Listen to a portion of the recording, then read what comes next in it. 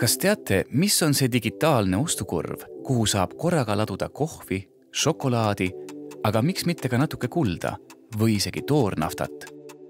See on investeerimis- ja kauplemisplatvorm Admirals, kus võib oma investori karjääri alustada kas või 1 euroga.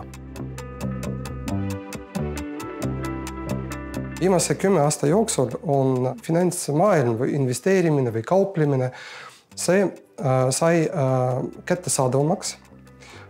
Tehnoloogia arendus, nii mobiilseadmete või ka äppide rakendused, kõik andsid võimalust palju rohkema inimestele avada kontot või alustada investeerimist.